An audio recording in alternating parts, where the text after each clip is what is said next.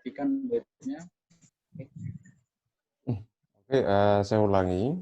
Jadi di salah satu gua di kawasan Liangkabori itu terdapat satu gambar skate perspektif. Jadi dari gambar itu sebenarnya kita bisa lihat bagaimana satu hunian yang berkonstruksi panggung dan beratap pelana.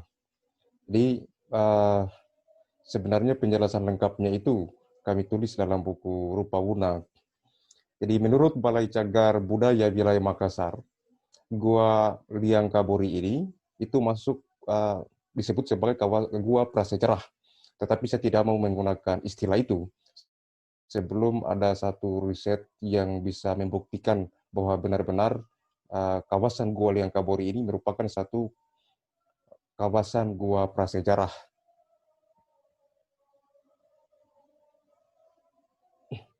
Oke, untuk bagian kedua, kita akan berbicara mengenai arsitektur Wuna zaman klasik, di mana di sini saya pilih hanya 4 rumah ya.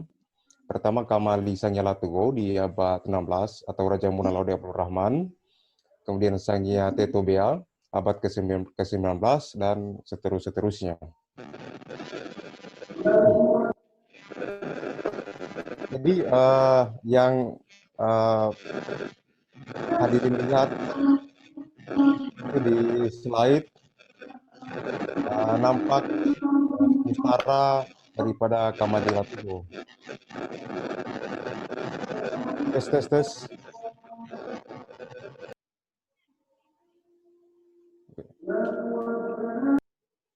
Sekali lagi mungkin teman-teman yang ya, bisa dimatikan mungkin biar kita bisa mendengarkan materi. Mungkin lanjut Pak. Oke, terima kasih. Jadi yang kita lihat di slide ini kawasan Kamali Sangyan Latugot yang saya sampaikan di awal tadi. Jadi di sini itu hanya menyisakan umpak-umpak yang merupakan satu tanda bahwa pernah berdiri satu Kamali Wuna di sini. Jadi saya sebut ini sebagai satu pusara atau mungkin bahasa lebih ekstrimnya itu makam daripada Kamali Latugo. Jadi di sini kami dibantu juga oleh Pro Joseph berupaya merekonstruksi wujud Kamali Latugo. Jadi saya gunakan salah satu pendekatan riset daripada Pro Joseph itu yang disebut sebagai metode membaca arsitektur. Jadi dari dimensi umpak-umpak tersebut sehingga kami juga bisa memperkirakan dimensi daripada tiang-tiang Kamali, kemudian dari susunan-susunan tiang dirangkai balok-balok sehingga kami merekonstruksi mewawancarai tokoh-tokoh adat masyarakat Wuna seperti mantan Bupati Muna Dr. Laude Muhammad Baharudin dan Ketua Lembaga Adat Muna Bapak Laude Muhammad Sirat Imbo. Itu kami membenarkan apa yang kami dapat di lapangan.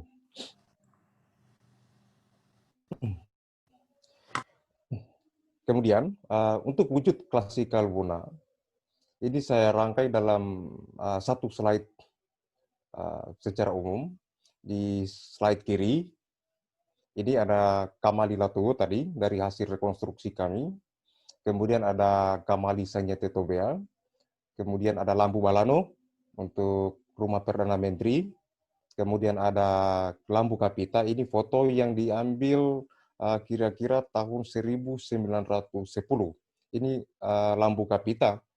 Kapita itu dalam adat Muna, dia menjabat kalau sekarang ibaratnya sebagai dan pas pampres. Jadi dia merupakan salah satu perwira militer yang mengawal langsung keamanan raja. Jadi ini salah satu foto yang kami dapatkan kira-kira diambil tahun 1910. Jadi dari kita membaca wujud yang ada, itu kita lihat bagaimana bentukan-bentukan rumah Wuna di era klasik itu, disebut sebagai era klasik, dalam wujud yang besar, raksasa. Kemudian, tes. Ya Halo? Pak, ya Pak, lanjut Pak. Oke. Masuk Pak. Masuk. Oke, saya lanjut.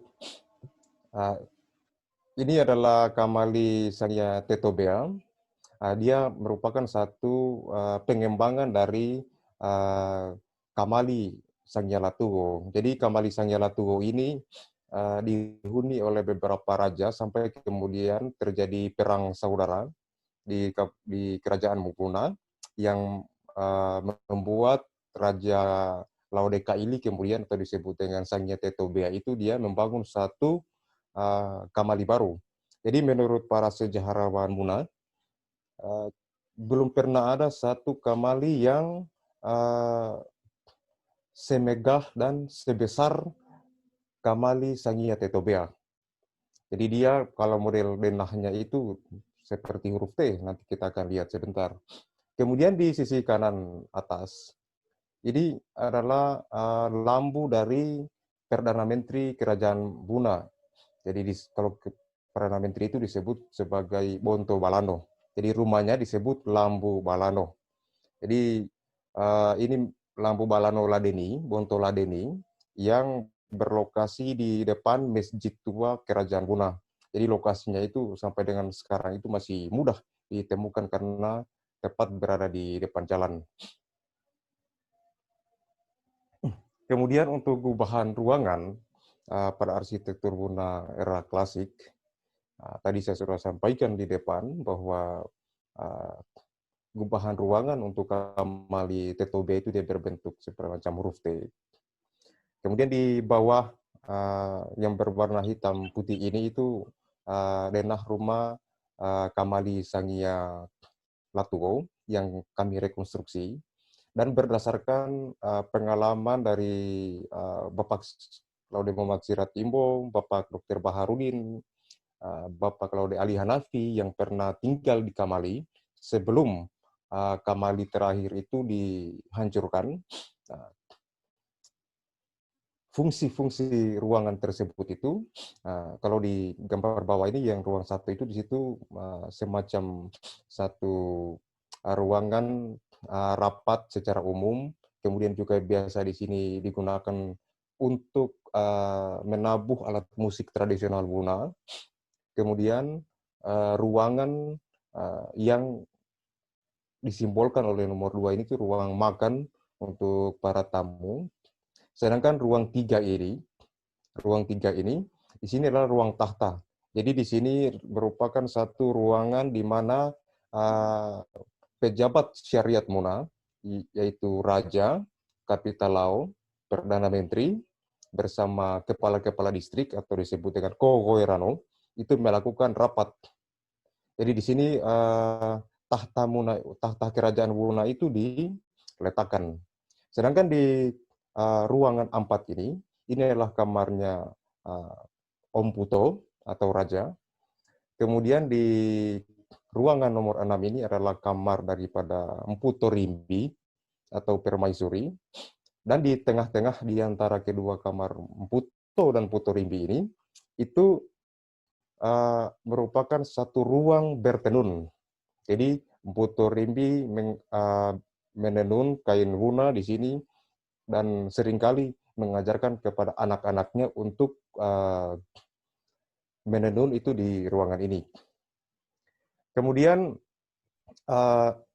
denah untuk lampu balado yang ada di slide kanan atas. Jadi lampu balado ini dia punya 3 anak tangga yang juga punya fungsi yang berbeda-beda ya. Kalau untuk keluarga itu dia akan masuk itu melalui tangga yang di sini disimbolkan C. Kalau masyarakat biasa melewati tangga anak tangga yang bersimbol B. Kalau para pembesar kerajaan itu melewati tangga yang disimbolkan oleh huruf A. Maknanya apa? Jadi kalau kita dengarkan beberapa pendapat itu yang mengatakan bahwa kata rumahnya Lampu Balanuguna itu diskriminatif karena dia membedakan tamunya dari kalangan bangsawan dan masyarakat biasa. Padahal ini merupakan salah satu menurut saya bentuk kecerdasan dalam arsitektur Wuna, arsitek-arsitek di Halo, tes tes. Ya, mungkin teman-teman bisa. Mohon panitia ditertibkan, saya Ya. pakai headset jadi nyaring Baik. sekali bunyinya kalau ada yang berbicara. Oke, saya ulangi ya. Jadi pada saat kita belajar yang namanya hubungan antara arsitektur dengan perilaku, di situ kita bisa memahami apa maksud daripada para pandai Banu di zaman dahulu atau arsitek kalau bahasa Indonesianya itu membuat atau mengkonfigurasi ruangan seperti ini. Jadi kalau masyarakat biasa itu diterima di ruang tangga A ini, di situ banyak inventaris kerajaan, sehingga akan membuat para masyarakat ini tidak leluasa untuk menyampaikan aspirasinya kepada Perdana Menteri. Sehingga Bonto Balano itu menerima tamu itu di ruang yang terhubung langsung dengan Tambi dan kamar daripada Bonto Balano Kerajaan Wuna. Karena di sini mereka akan dianggap seperti sama dengan keluarga Perdana Menteri Kerajaan Wuna. Saya kira saya tidak akan menerangkan itu terlalu banyak. Kemudian, salah satu ciri khas daripada konfigurasi ruangan atau perubahan ruangan dalam arsitektur Wuna itu dikenal konsep zonasi atau pemisahan antara pokok rumah dengan bangunan pendukungnya ya, atau kita sebut sebagai dapur. Kalau bahasa Wunanya itu gabu. Jadi ada semacam satu penghubung, semacam jembatan yang menghubungkan antara bangunan pokok dengan bangunan pendukung. Saya kira kalau anak-anak muda dari Wuna ini pasti masih mendapatkan ini, masih biasa melihat ini di kampung-kampung. Jadi salah satu alasan yang kami tafsirkan dari membaca konfigurasi ruangan seperti ini itu apa? Itu adalah salah satu bentuk masyarakat Wuna zaman dahulu dalam memitigasi yang namanya kebakaran. Karena kan namanya di zaman dahulu ya sumber kebakaran primer kebakaran itu pasti ada di dapur karena di sana adanya perapian. Sehingga kami menganggap bahwa adanya pemisahan antara bangunan induk dan bangunan pendukung itu ya tidak lebih dari mitigasi bencana. Kemudian salah satu juga keunikan, saya kira ini mungkin miripnya hanya ada di Wolio, di mana ruangan pada lantai 2 dan 3 itu ruangannya hanya dibentuk oleh pertemuan dua lempeng atap pelana dan alas atau lantai rumah. Jadi di Kamali itu dia lantai 2, lantai 3 itu tidak punya dinding lagi ya. Jadi kalau kaki kuda-kuda itu dia langsung jatuh tersambung ke tiang tanpa ada dinding lagi. Jadi dahulu masyarakat Wuna itu berhuni secara bermakna di ruang-ruang ini. Jadi di lantai 2 itu digunakan untuk para putri raja kalau di Kamali, atau para anak-anak yang punya rumah di lantai 2 setelah dilakukannya satu ritus kebudayaan yang namanya karya. Setelah satu anak perempuan di Wuna itu dianggap sudah dewasa, kemudian dilakukan karya, setelah dikarya atau disucikan, dibersihkan, itu dia langsung dipindahkan ke lantai 2. Sementara di lantai 3 untuk Kamali, itu merupakan ruang private daripada Om Puto. Di situ karena masyarakat Wuna itu kan meyakini bahwa Raja Wuna itu merupakan insan kamil. Jadi dia orang yang suci dalam tradisi masyarakat Wuna. Sehingga kegiatan kontemplasinya itu dilakukan di lantai 3. Jadi ruangan ini itu lebih bermakna sakral. Kemudian elemen peranginan dan penerangan sampai detailnya. Jadi ini menurut juga Prof. Joseph ya. Menurut Prof. Joseph pun bahwa model peranginan yang seperti ini, itu kalian bisa lihat seperti bukaan berjari, ini adalah salah satu detail peranginan tertua yang ada di Nusantara. Jadi rumah-rumah Wuna pun sampai hari ini itu masih banyak yang menggunakan model bukaan yang seperti ini. Saya tidak mau menyebutnya jendela karena kalau masyarakat Wuna itu menyebutnya ini sebagai kalonga. Kalau jendela itu masyarakat Wuna itu sebutnya dandila, yang diserap dari bahasa Melayu. Jadi ini salah satu bukan berjari seperti ini salah satu elemen peranginan yang tertua di Nusantara. Kemudian di Lambuka Kapita yang bisa dilihat di slide kanan bagian bawah yang gambar hitam putih ini, di situ sudah ada perubahan perlakuan dalam membuat satu elemen peranginan.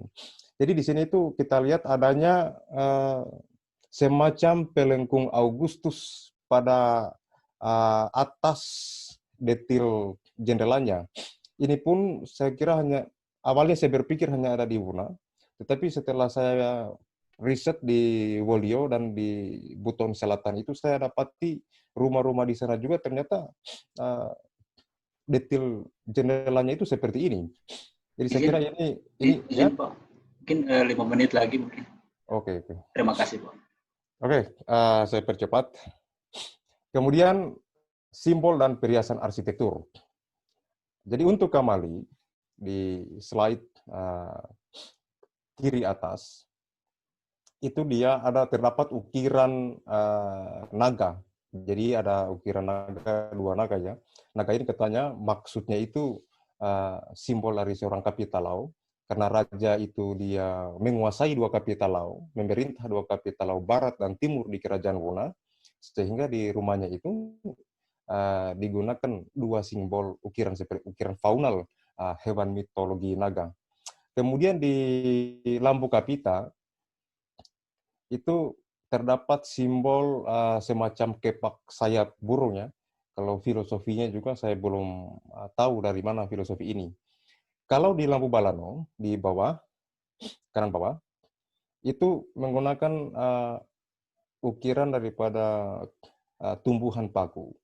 Karena seorang pejabat syara atau Bonto Balano itu dia punya filosofi yang banyak dijiwai oleh satu nilai dari tumbuhan tersebut. Jadi di gambar bagian kiri bawah itu adalah gambar dari Raja Wuna yang ditulis atau yang dibuat dalam buku tulisan Covreur yang menulis tentang sejarawan Belanda yang menulis tentang sejarah dan kebudayaan Wuna.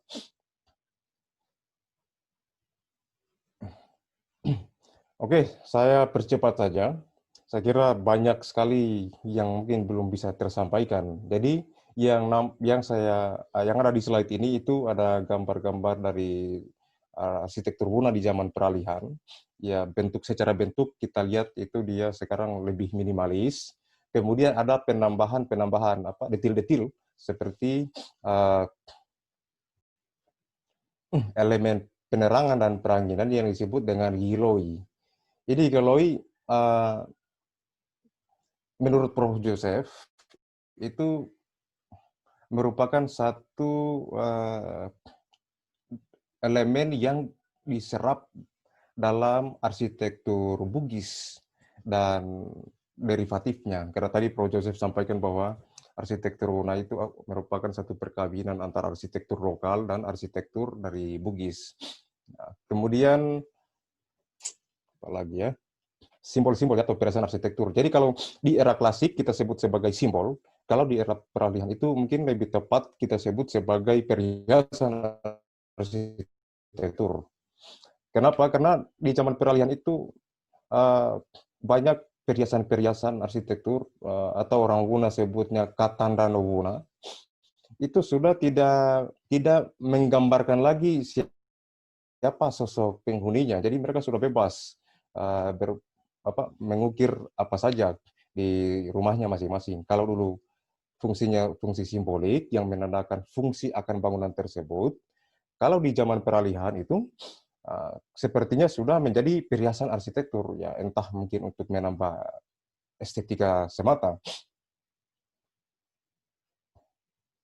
Kemudian ini yang cukup penting saya kira tentang tektonika, struktur dan konstruksi. Kalau kita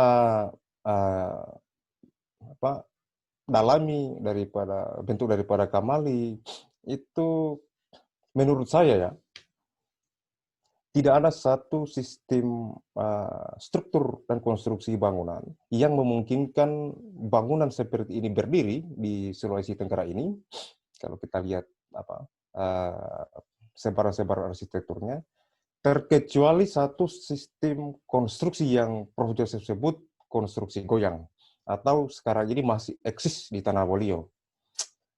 Hubungannya itu sebenarnya kuat ya, karena sebelum kerajaan Wuna itu ada, itu sudah berkembang satu kerajaan tua yang disebut sebagai kerajaan Pancana.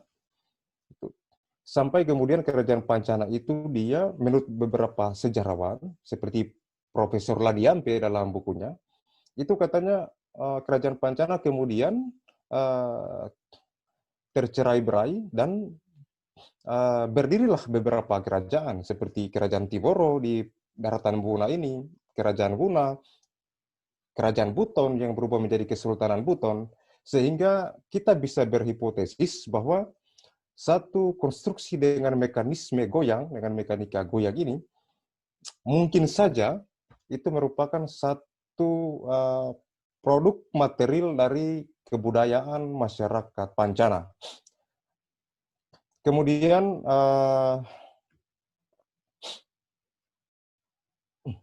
bagaimana sistem sambungannya tentang tiang dan balok-baloknya itu bisa dilihat di slide sampai dengan rangka atapnya. Jadi kalau model rangka atap ini rangka atap yang ada di Rumah Panglima Militer Kapitalau Kerajaan Wuna, ini saya kira saya belum pernah menjumpai satu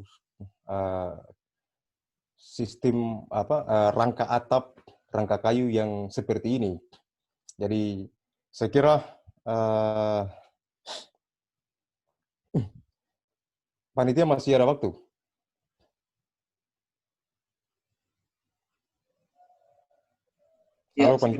Ya, sekitar 2 menit lagi mungkin Pak tambahan.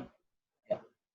Oke, jadi untuk bahannya itu, kalau bahan-bahan rumah Wuna itu dia bahannya dari kayu jati, kemudian juga menggunakan kayu biti yang diolah menjadi bila-bila papan atau juga menggunakan bambu. Dari anyaman bambu ini dijadikan sebagai pembatas ruangan yang disebut dalam bahasa Wuna itu disebut sebagai dalada. Jadi saya juga dulu berpikir bahwa arsitektur Wuna ini mungkin sudah tidak eksis lagi di Tanah Buna. Tetapi setelah saya keliling dari kampung ke kampung, itu masih banyak saya jumpai rumah-rumah dengan bahan dan material modern, tapi wujudnya menurut saya ini masih berlanggam Buna. Kemudian yang terakhir, persandingan arsitektur Nusantara. Khususnya ini kita coba hubungkan antara arsitektur Buna dan arsitektur di wilayah Nusantara yang lain. Jadi saya banyak berkomunikasi dengan Prof. Joseph dalam membuat buku Rupa Buna. Prof. Joseph itu punya satu pandangan, kata beliau, besar kemungkinan wujud daripada Kamali Sangyalatuwo ini berasal dari rumah Tambi, sehingga rumah Tambi ini yang dimiliki oleh etnis Lore itu besar kemungkinan merupakan purwarupa dari arsitektur Kamali di Kabupaten Muna. Kemudian Lambu Kapita bisa pula kita sandingkan dengan Kamali atau Malige daripada Sultan Hamidi di Wolio. Kemudian Lambu Balano Buna dengan Boyang Adak di Mandar, Banua Sulu dengan Banua Bolio. Jadi kalau di Buna disebut sebagai Tambi, ini ada di kanan bangunan kalau kita lihat dari depan. Di Mandar itu disebut Tamping. Ya. Kalau di Bugis itu, kalau saya tidak keliru kemarin itu disebut sebagai Tambing. Jadi dari secara nama-nama ruangan itu banyak kemiripan. Saya kira presentasi dari saya cukup demikian. Mohon maaf sekali karena kesalahan teknis, kemudian waktu juga yang saya kira tidak memungkinkan untuk kita bisa bercakap-cakap dan mengenalkan arsitektur Buna kepada Bapak Ibu sekalian itu lebih jauh supaya bisa timbul rasa sayang dan jatuh cinta terhadap arsitektur Buna dan kebudayaan Buna pada khususnya. Saya tutup dengan satu filosofi masyarakat Buna yang sangat kalau kita cocok-cocokkan, itu sangat mirip dengan konsep Pancasila. Saya tidak perlu bacakan lagi, bisa dilihat di slide. Karena ini yang juga kerjasama antara UHO dan UBK, saya kira ini juga menjadi penting. Dan Prof. Joseph ini sudah minta saya untuk coba ditinjau, ditelaah bagaimana hubungannya dengan arsitektur. Saya kira itu saja dari saya. Saya akhiri dengan billahi taufiq wal hidayah. Wassalamualaikum warahmatullahi wabarakatuh. Selamat siang dan terima kasih Bapak Ibu sekalian. Waalaikumsalam warahmatullahi wabarakatuh.